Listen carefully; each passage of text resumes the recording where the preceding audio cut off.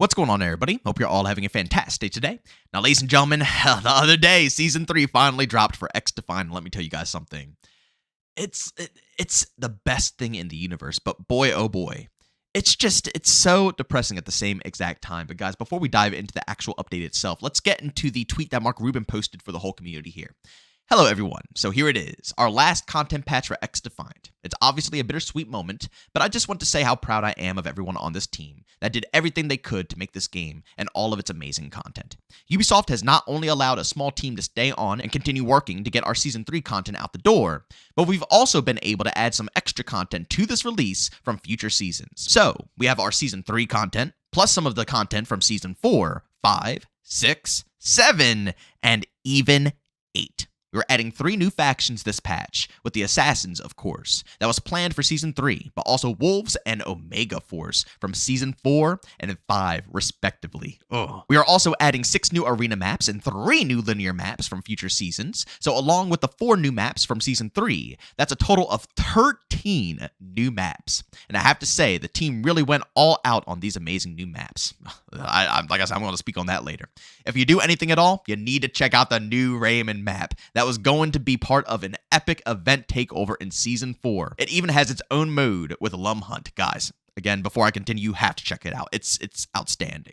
We've added a brand new experience called Tactical that's all about corridor-style maps, with the first mode in that experience called Diffuse, a one-life classic bomb mode. We've added the ability to play against bots in a way that would have allowed players to warm up or just chill out with less pressure, but still gaining XP. There are a few new weapons that were supposed to come in future seasons as well, along with new cosmetics that have all been unlocked for everyone. There's new progression mechanics with faction mastery and badges that the community would have to come together to discover how they all can be earned. All of this and more are our last tribute to all of the hard-working people that made this game and to all of the fans who have been with us through this journey. Not all journeys end well, but we can all be proud of what we accomplished. With everyone who worked on this game directly or indirectly, the best for their future endeavors. And the same goes for all the fans who played our game, who streamed it, or who worked to build the XDefiant community. Thank you all, Mark. Ladies and gentlemen, it kills me. It kills me, but this update was outstanding. There is just an unbelievable amount of content that they have went ahead and pushed through to us. And it's all so pristine. I heard the rumors from Blame Truth, and I was like, are they really about to drop a bomb on us like this?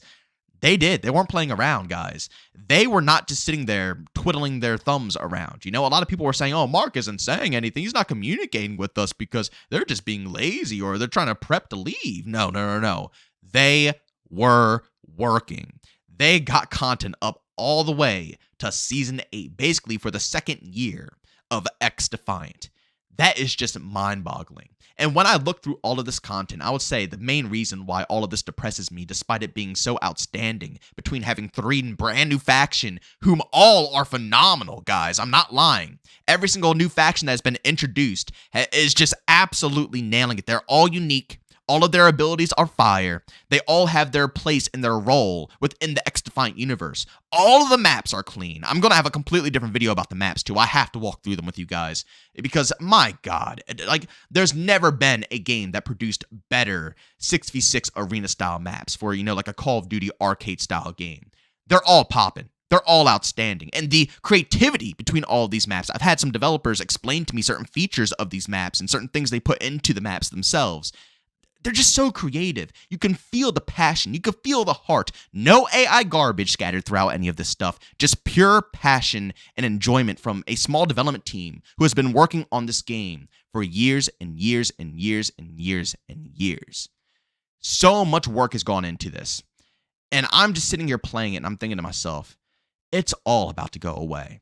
It's hard for me to accept this fact because it's such a fun game. It has so much potential. And with this content drop and seeing the future they had planned for this game, they lay out the potential right there of everything that was about to be presented between the better cosmetics and, like I said, all the variety and stuff that we can use in the game.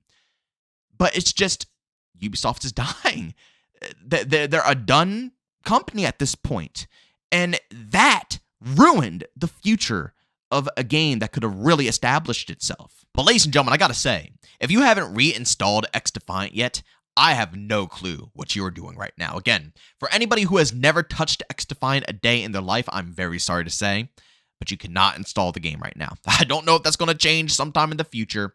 Who knows? But as of this current point, you can't install it. But any one of the people out of the 15 million that decided to hop into this experience, if you decided to uninstall it a while ago because you weren't happy with, maybe, I don't know, the connection or the netcode or the content, the lack of content, now's the time to hop back in because you are indeed allowed to do so. I feel like a lot of people were confused and thought if they don't have it installed already, including myself, I believe this, that they couldn't get back into the game. The only people who could play it were the ones who already have it pre-installed, but that is not the case. Everybody's allowed in. There's so many things to do, though, ladies and gentlemen. Seriously. And again, I appreciate everybody's tuning into the live streams, checking them out with me. I'm going to be streaming this update again today, and we do indeed host open lobbies. So if you guys are interested, or of course you need a squad, anybody of any skill level, it doesn't bother me at all. We're playing unranked casual matches, right? Who gives a crap about winning, losing? We're just here to have a good time. So if you want a squad, you can add me up. You can hop in. I stream, like I said, daily, Monday through Saturday at around, I would say 12 to 1 p.m. Eastern time. We're going to be grinding this out again. Just, hop on in and say hello. But, man, it's just an endless supply of content to grind here. Between the amount of maps, the weapon, categories. I haven't even tried out the MG for the LMG category. I still need to dabble in that. I need to get better with the FAMAS. But I've been just soaking up the G36 and the Tommy gun because these are two weapons I've been begging to see introduced into this game. A lot of people are saying, oh, they're not going to do the Tommy gun. They're going to do the PPSH. And I'm like, oh, please don't. I need the Tommy gun. But here it is. We got it, and it is absolutely slapping. And the way that these factions feel, I know I mentioned it in the beginning of this video, but seriously, it's outstanding. The way that they can incorporate these factions and make them feel like they're from their own games, while still, integrating them into a first-person shooter is just mind-boggling to me. The fact that I can play as the Assassin's Creed faction and legitimately feel like I'm playing Assassin's Creed while in an FPS game, something that's a completely different nature, is just, to me, I know a lot of people might argue differently, and that's fine. Everybody's entitled to their own opinions. But to me, that is considered talent. That takes a lot of skill to be able to transfer a game that has no business in the FPS realm and make it work so nicely. Between dropping the cherry, I actually have some gameplay. I might showcase it a little bit, later here. Or maybe I'll showcase it in a different video. But, if you have the cherry bomb, man, you could drop that bad boy, stun everybody, go around, jab them all up. But I've gone on some crazy tears with the hidden blade using the Assassin's Creed faction. It's just so much fun. And all the factions, go ahead and carry the same, mentality of fun. The Season 4 faction, the Season 5 faction. Every single ability in this game, you could tell, is made for a casual environment. It's made to just be overpowered and stupid fun, right? And the thing about it is that everything is countered, basically. Just because all of these new abilities are crazy doesn't mean the previous ones aren't crazy. You could still get absolutely destroyed by some random firebomb. Again, it really does take into consideration its casual nature. And as much as Ubisoft wanted to push for that competitive crowd, I feel like the devs knew who their target audience was. People who are extremely sick of competitive environments within FPS games, thick skill-based matchmaking, all of the above. They know those are the individuals that they are trying to target for a game that is styled like Call of Duty. And let's be honest here, they do it so well across the board. But to just summarize this all up here, ladies and gentlemen, this season is packed. And to the developers, thank you.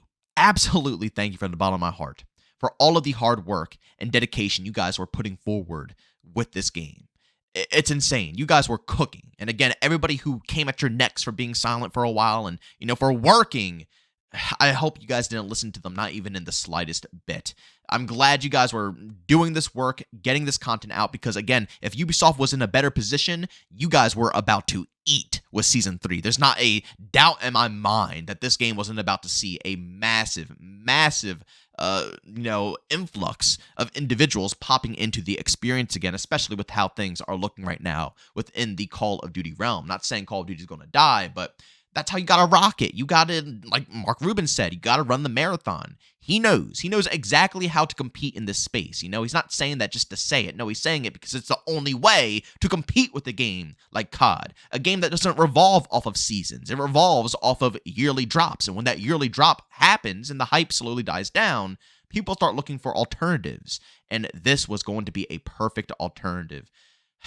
It hurts to see all of this work put away, but I'll tell you what, honestly, I'm probably still going to end up grinding the prestige grind because the gameplay itself is still ridiculously addicting. But as always, ladies and gentlemen, if you enjoyed today's video, leave a like. If you hate it, leave a dislike. Don't forget to subscribe and hit that bell. We post daily here at 8 in the morning Eastern Time. And of course, if you guys are interested in any of my live streams, I stream Monday through Saturday over on Twitch, starting at around 12 to 1 p.m. Eastern Time. Of course, you guys can find a link to that channel down in the description of this video. But as always, thank you for tuning in, and I'll see you all next one. Peace out.